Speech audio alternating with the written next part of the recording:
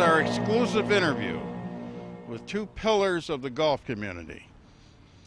Gentlemen, introduce yourself and give us a little background. Charley Green. I was manager of the University of Michigan golf course till I retired 2 years ago. What's your best score on the course? Well, I parred both nines, but I never parred in the same round. I think I had 74, 75. Okay, mentor number two. I'm Jim Irwin, and my claim to fame is that I'm a member of the Charley Green fan club. He's so modest you can't get him to talk about himself, but Charley Green is a legend in this town in golf. I'm a fan of Michigan. I bleed maize and blue. I'm a businessman and been in Ann Arbor since 1965. I love the town, I love the university, and I'm happy to be here, Dale. Jim, tell us about your authorships. Well, I guess my principal book was a biography of Don Lund called Playing Ball with Legends, and it sold worldwide. And Don Lund was a magnificent man, a longtime member of the Ann Arbor community, former Detroit Tigers, played right field for the Tigers before Al Kaline, knew a lot of people, and the book is filled with his stories, wonderful stories of people that he knew. Currently, I'm writing a book about the University of Michigan golf course. Please don't call it the Blue Course. It's the University of Michigan golf course. Jim's here today to talk about the Radrick Farms golf course, which is celebrating its 50th anniversary. But Jim, between those two courses, would you say we have a couple of the finest golf courses anywhere in the state or in the Midwest? Dale, I don't have to say that because you just did, and you're absolutely right. It's interesting. Well, the University of Michigan golf course was designed by Alistair McKenzie, and also built by his partner Pete Maxwell. And the Radrick Farms golf course was designed by Pete Dye. It was his first design. So here we have a couple of contrasts with the University of Michigan golf course in kind of an urban setting, a jewel among buildings. And then you have the Radrick Farms golf course, which is a wilderness golf course, if you will. You're close to town, but when you're on that course, it's like you're playing golf among the trees and the forests and the wildlife of the wilderness. And there's two contrasts. The other contrast is that Radrick Farms was designed by Pete Dye. Was his first major golf course design, and the one that Pete credits for the root of his success, working with President Harlan Hatcher and designing that golf course. On the other hand, the University of Michigan golf course was one of the last designs by Alistair McKenzie, who was at the end of his career. So we have one designer at the beginning of his career, another designer at the end of his career. And look at the results, two absolutely wonderful golf courses. A piece of interesting trivia, and Art and I were upstairs talking to Al Gallup, the son of Eli Gallup, and he said that his family, the Gallup family, owned the property that was sold to Mathai, where the course now exists. And of course I thought that Mathai had owned it forever, but apparently it was Gallup farm property at one time. Did you know that, Charlie? I never heard that before. Yeah. Well, that's what Al tells us upstairs. Well, the property goes all the way out to Plymouth Road. Part of it is where the Humane Society now sits. Oh, is that right? And then part of it is the Botanical Gardens. Wow. That'd be a long tee shot. Not beyond you, though, Charlie. Not beyond you. Back in the day, maybe.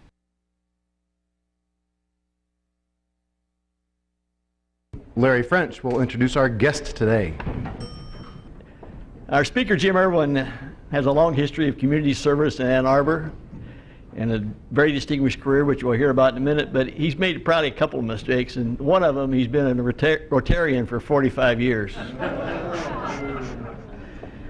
He has served on numerous board of directors around town and chaired most of them. He is also well known as a philanthropist to the arts in our area, to the University of Michigan, and to the Washtenaw Community College. Jim has received many honors and awards over the years and has been given honorary lifetime membership to the Michigan Marching Band, the Wayne State University Anthony Wayne Society, and our local council of the Boy Scouts of America. In addition to being the owner of Wolverine Technical Staffing, Jim is the author of a best-selling book about Don Lund, which, as I was coming in today, a member commented is the best book he ever read. As well as a songwriter whose songs have been performed in Nashville. He is currently writing a book about the University of Michigan's golf course. Jim could be called several titles. He has a doctorate, but he doesn't go by doctor. He's a licensed U.S. Merchant Marine Master, but he doesn't go by captain. He also has an honorary Kentucky Colonel. He's also an honorary Kentucky Colonel, but he doesn't go by Colonel. He likes one title, though, Grandpa. Today, Jim will talk about the University of Michigan Radrick Farms golf course, which is a golf course I love to play, but since I have no affiliation with Michigan, I got to beg all my UM friends to help me get on once in a while. Please welcome our speaker, Grandpa Jim Irwin. Thank you, Larry and President John. Thank you, Dale, Leslie, for having me. Wow. Nobody does it better. That title song from the James Bond movie, The Spy Who Loved Me, could very well fit this amazing club, Ann Arbor Kiwanis. Nobody does it better. With all the charitable work you do, with all the money you raise, with the sale and everything else, and you help and you pitch in and you're not afraid to get your hands dirty. That represents to me the highest form of community service. So I'm humbled and extremely honored to be here today. I'm not here to discuss the history and detailed history of this wonderful golf course, Radrick Farms. On the contrary, I've had lots of help in preparing this from two primary sources. One, Charley Green, who is a legend here in Ann Arbor, and one of my heroes. There aren't very many, I don't have very many heroes. One of them is Kathy and Bob Barden's dad, Bob Barden, but beyond that, I don't have very many heroes. Charlie's one of them. In fact, my forthcoming book about the University of Michigan golf course, don't call it the Blue Course, please. The University of Michigan golf course will be dedicated to Charlie. The second guest that has been a tremendous help is Paul Scott. Paul Scott is the general manager of Radrick Farms Golf Course and has been affiliated with that course for 17 years, knows more about it, has been a tremendous and wealthy source of information, and I'm going to ask him to come up here and share in this presentation. So I'm not the real expert, they are. I'm just a guy who's in love with two golf courses here in this wonderful town of ours. The University of Michigan Golf Course, designed by Alistair McKenzie, and Radrick Farms, designed by Pete Dye. Today we're going to talk about Radrick Farms, and I'm not going to talk very long, but I'm going to talk about three things. One, the beginning, the genesis, if you will, of the course. Two, the course itself, and three, the course's environmental stewardship. And then we're going to go into everybody participating. I'm sure you have some stories. How many have played Radrick Farms? Well, there you go. Can think of a story, because I have a few, but I'd like to hear yours too, and so would Paul. So I'm not going to talk very long. This is your program too. First of all, the beginning. Fred Mathai, industrialist, civic leader, philanthropist, and regent of the University of Michigan, was an amazing man. Son of German immigrants who came over, opened up a grocery store. They sent their son Fred to the University of Michigan, he graduated in 1914. And then he went on to found American Metal Products Company in 1917, which produced special steel tubing for the automotive and aircraft industries. Went big, went national, went international, and he became an extremely wealthy and successful man. Truly one of the university's great philanthropists, because he provided money for athletic scholarships, and mainly land for the use of the university, because he wanted to be remembered in his ecological sense of a man who was very much interested and involved in the environment. So he devoted land to the Botanical Gardens, which is named after his family name, Mathai. And he bought a few hundred acres off of Dixboro Road between Plymouth Road and Geddes. And the northern section was devoted to the Botanical Gardens. And he converted the southern section from a gravel mine to an ecologically prosperous farm, an ecologically sensitive farm. And he named it after his two sons, Conrad and Frederick Jr., Radrick Farms. And he got rid of the gravel mine, and he planted at least one of every tree known in the state of Michigan, grown in the state of Michigan, native to it. At least one, several groves. He put in birdhouses and other things to encourage wildlife and birds and so on. And he really was ahead of his time. As regent, he became close friends of President Harlan Hatcher. Now, Harlan Hatcher didn't just like golf, didn't just love golf. He was a golf nut. That's what he did. That's what he really liked. And he convinced Fred that his farm would make a great golf course. And he knew just the designer to do it, a young man by Pete Dye, who was a former insurance salesman.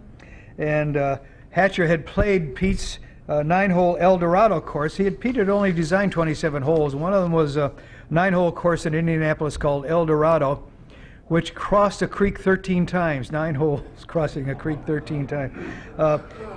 And can't you just see the scenario? Hatcher and Fred Mathai, with Hatcher saying, you know, Fred, this land of yours, this wonderful, forested, beautiful land of yours, I think would make a good golf course.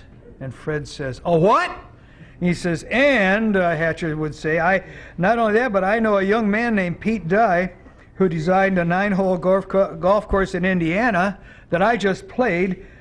He's an insurance salesman who likes to design. He's a what? So imagine that scenario. Anyway, the course is built under the critically watchful eye of Fred Mathai, who didn't want any of his trees destroyed, and you can imagine the discussions that he had with Pete Dye. Pete saying, you know, I can put this whole, we'd get rid of some of these trees here, and I'll put a fairway right through there, and it'll be beautiful. And Fred says, ain't going to happen that way. No, you're going to make a tougher dog leg. Well, Fred got his way and was very much involved in constructing the golf course. And thank goodness he was, because of his foresight and his ecological determination and Fred Mathai's personal involvement, even though Harlan Hatcher set it all up. But Fred and Pete Dye worked together to formulate what is a great, wonderful golf course. So, number 2, let's talk about the course itself. As you know, those of you who played it, whose hands went up, it's one of the most beautiful courses anywhere, one of the most beautiful settings. There's no record that I could find that Pete Dye ever visited the University of Michigan golf course, but logically, I believe he did. He would have to, because if you look at the way that's laid out, some of the bunkers look like Mackenzie bunkers, and also the routing of it, where the tee box is very close walk from the previous green to the next tee. That's Mackenzie all the way. However, Pete Dye was also a quasi-disciple of Robert Trent Jones. And Robert Trent Jones believed that you should either have a lot of risk. If there's no risk involved, there's no reward. So Robert Trent Jones believed in making a challenging course. If you're a good golfer, you do well. If you're an average golfer, prepare a big score. That was Robert Trent Jones's philosophy. And no risk, no reward, and that kind of thing. And so Pete was influenced, I believe, by these two people in designing his first golf course. And this was really his first major golf course, and he credits Robin Fleming and the University of Michigan with the genesis of his career.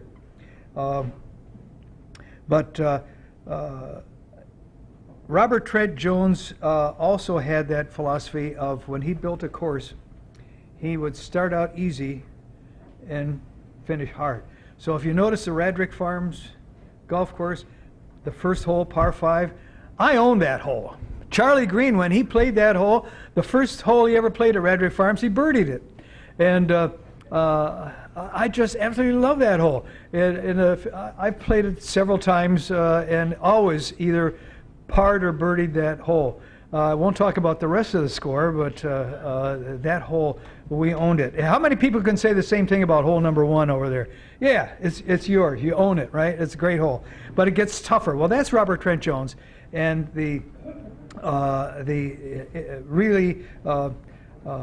Pete Dye got really into the ecological development because of Fred Mathai. And the Mackenzie influence there too. But it's a beautiful, beautiful course. And I think throughout his career, the Radrick designs influenced Pete Dye, because if you notice, in all those decades of his courses feature flower gardens and flowering roses and so on, as well as the influence of the sky. Pete Dye also went to Scotland, and he learned the deep bunker and the railroad ties to hold him up and all that. You'll see that in Pete Dye's courses too, but not at Radrick. Anyway, his first course carried through. So the third thing I'm going to talk about is environmental stewardship. Protecting the environment at Radrick goes all the way back to Fred, who converted this gravel mine to a wildlife sanctuary and who carefully reconfigured the course design along with Pete Dye. And like the Ann Arbor Kiwanis, as far as the environment goes, nobody does it better than Radrick. They've had taken one of the strongest active environmental protection of any golf course in the state, and it probably, I'd like to think, the nation. It's like playing golf in a secluded forest. Here you are, I can't even hear the expressway when I'm on that course, and yet it's not that far. It's so well screened, and you're out there in the middle of the course. You could be anywhere. Nature is there. Wildlife, like deer and all kinds of birds, including eagles and other creatures, are all over. I remember one time being in one of the fairways, and this huge flock of birds, only a few birds, but big birds, walked across the fairway, and I looked and I said, my goodness, to myself, that I guess I'm not the only turkey on this course. But it was really, really interesting. You'll see wild turkeys, you see deer, you see probably coyotes, and then you also would have seen goats. According to some tradition out in California and so on, and Paul Scott, with his efforts, they decided to bring in for 2 or 3 weeks these boar goats that they rented for the idea of they will eat up the unwelcome vegetation like poison ivy, honeysuckle, and that kind of thing. So they brought the goats on, about 10 of them, I think, right? And brought them in and put them in pens with electric fence to keep the coyotes away from them, and put them to work. And the results haven't been made known to me yet. I'm not sure Paul wants to reveal them yet, but anyway, interesting experiment. And that's the ecological commitment that Paul and his staff and the tradition of Radrick Farms has. They're a member of the Audubon International Society. They're the first course in the state of Michigan to receive the Clean Corporate Citizen, or C3 award. And they also have received the Excellence in Water Quality Protection Award. And they are also a certified Audubon Cooperative Sanctuary, among many, many other awards. They're the only golf course in Michigan to use goats. They're the only course in Michigan that really has received all those awards. So I think that a round of applause, and to move on to the next section, should be due this marvelous golf course. But all those that played it, clap your hands high. The rest of you clap it low.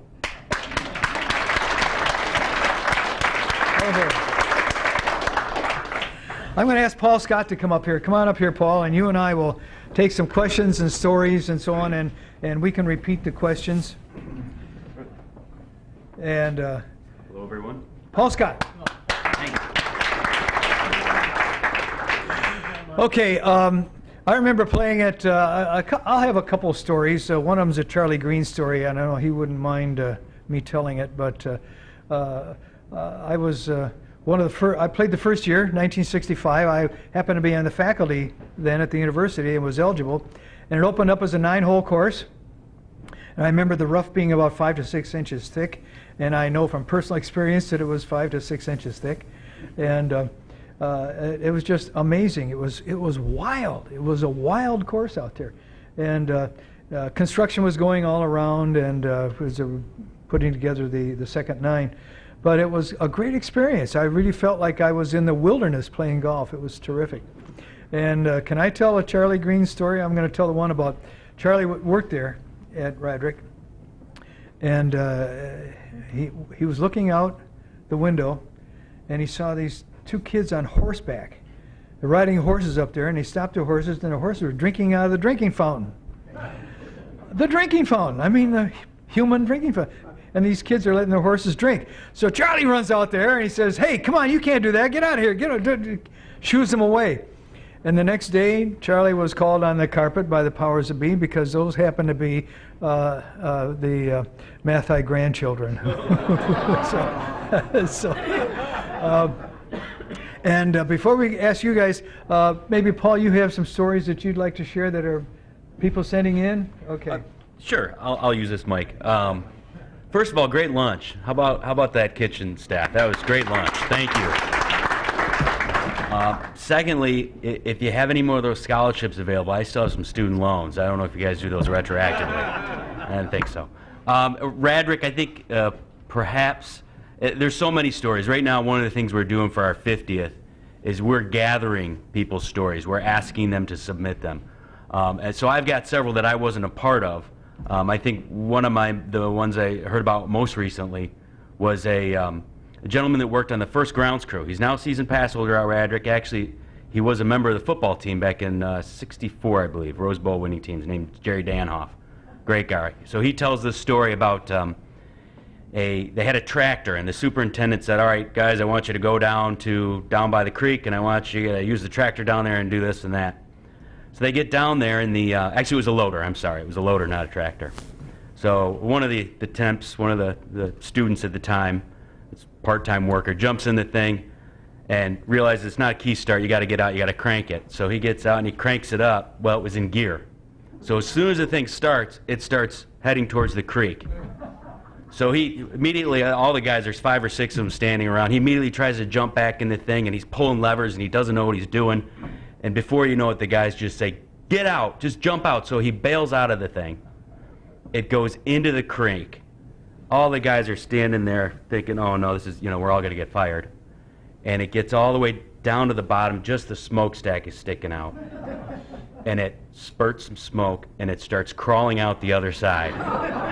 And they all start jumping up and down, cheering and so excited. And it gets up to the creek, the other side, and it stalls out, and it rolls back in the water. Okay, that's good. Let's hear some other stories. You all have stories. Just stand up. I'll read. Okay.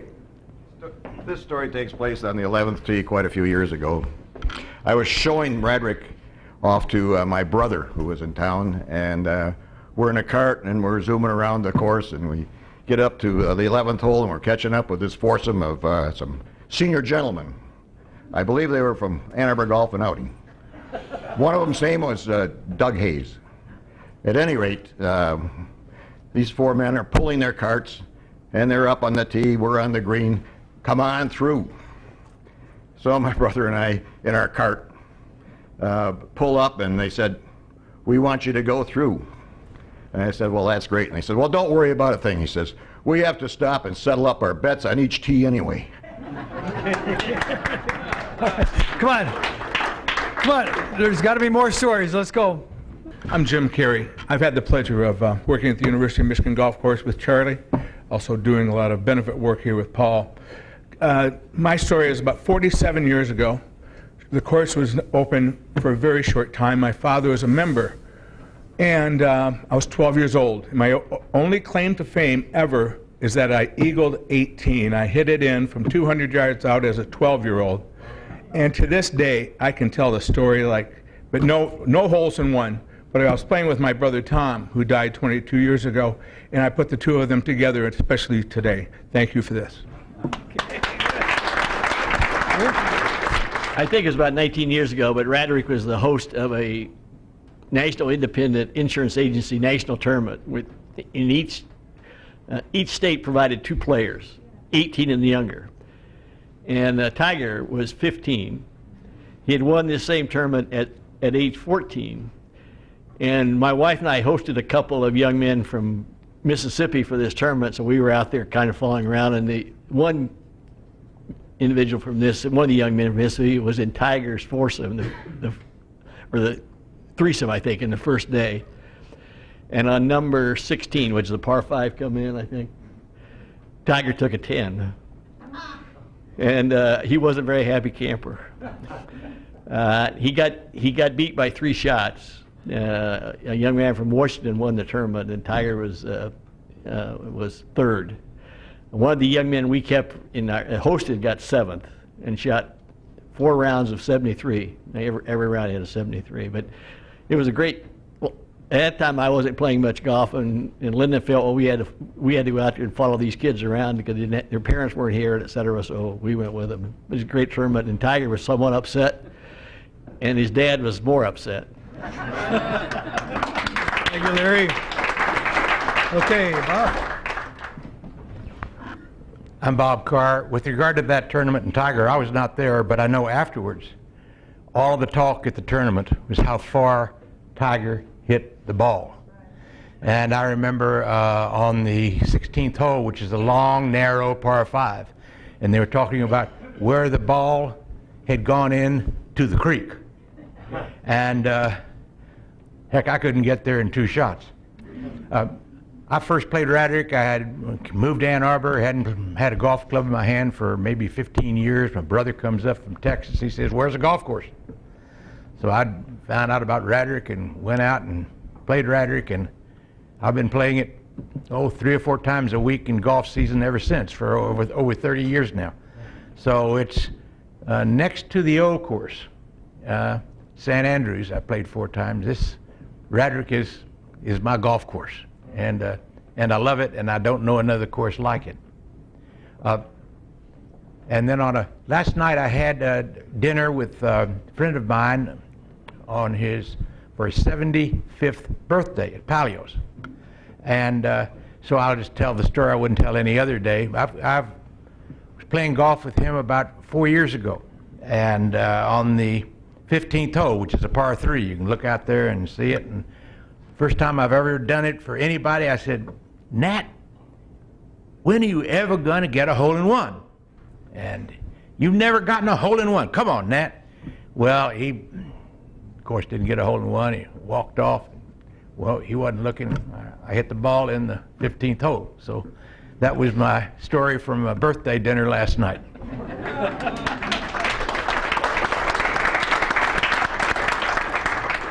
Is anybody else? Okay, couple of things about coming up. Radrick Farms, Pete Dye came back in 1985 to soften the course a little bit, and he's coming back again. He and his wife Alice, who had a tremendous impact on Pete's designs. I said that Pete was influenced by Robert Trent Jones and Mackenzie, I think, as far as some of the bunkers.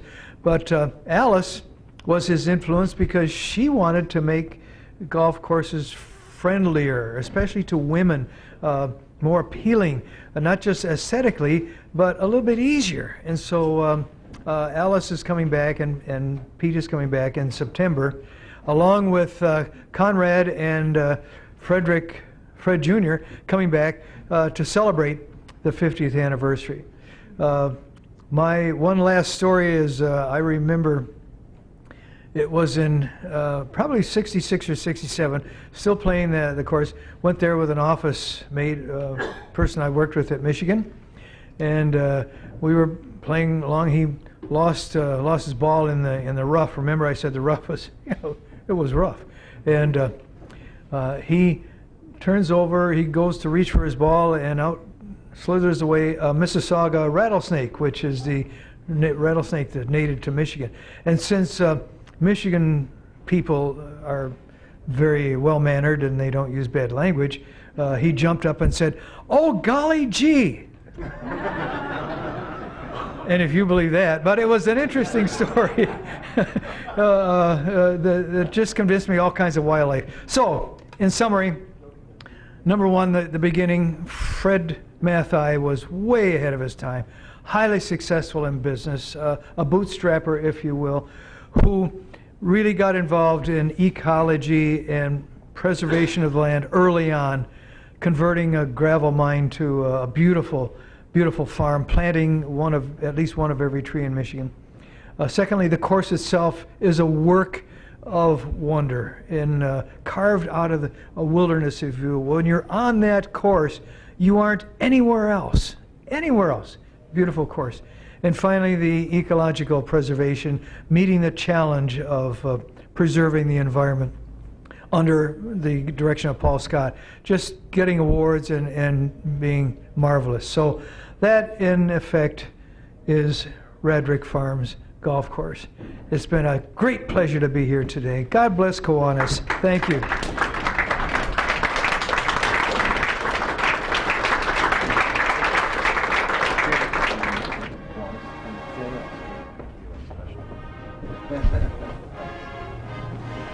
Thank you very much, Jim.